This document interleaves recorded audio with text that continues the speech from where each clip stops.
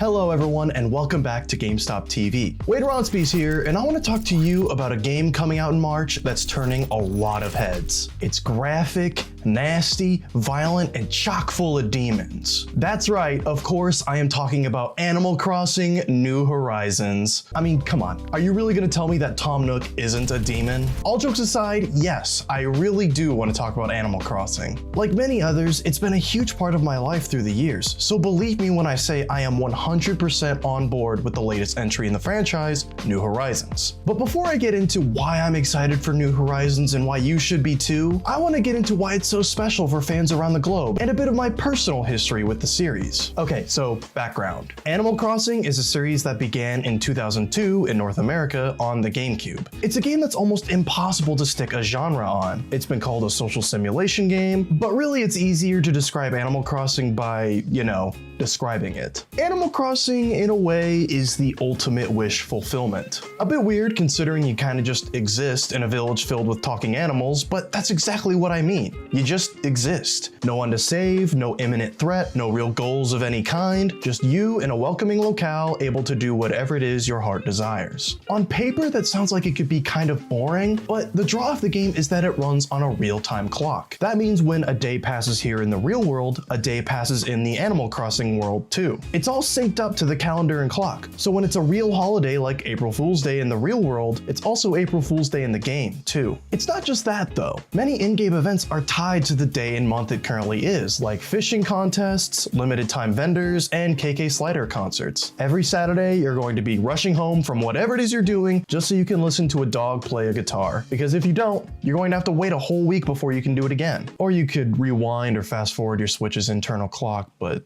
hey, don't do that. It breaks the immersion? The immersion of not having a job, being friends with talking animals, and spending your days shaking trees and picking up seashells. Must be nice. That's the appeal of Animal Crossing though. The simplicity. No stress, no stakes, no worries of any kind. Like I said, the ultimate wish fulfillment. Just hop in, talk to the quirky characters, enjoy your day, hop out. There's also the slow arc of working toward better furniture for your house, better houses, improvements to your town, finding rare fish and fossils to improve the museum. It's not like Animal Crossing is a game about doing nothing, but it doesn't have to be anything more than that if you want. Just have a good time. That's all there is to it. I got to the party a bit late by starting with City Folk, but I instantly fell in love for all the reasons I just mentioned. It's pretty basic Animal Crossing fare, to be honest. Things really ramped up with the 3DS game New Leaf though. That's when you could really start investing in your town as its mayor. You can add bridges, decorations, all sorts of stuff to make the town feel more unique to you. And that's where New Horizons comes in. Instead of just decorating a town, you'll essentially get to completely customize your own entire island. You decide where your first house is, a first for the series. The whole place is empty, and you decide where you want to start things. If you've been playing Animal Crossing for a while, then you know that's a really big deal. Normally you just kind of had to hope for the best and restart the game over and over and over again until you got to start in the house you wanted to start in, but now you don't have to deal with that. So being able to pick your own spot and have the town form around you is a really nice quality of life addition. From there, you can carve out your own paths, set up your own gardens, build your own bridges. New Horizons also has a crafting mechanic, so you can build your own furniture and tools using stuff you find. You can even use weeds you pick off the ground, so even stuff that used to be a slight annoyance can now be used to your advantage.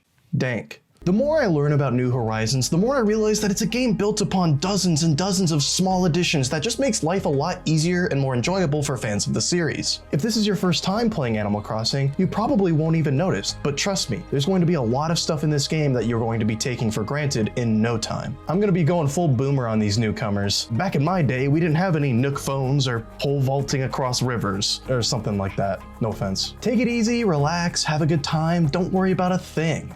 You know, that kind of reminds me of another game coming out in March.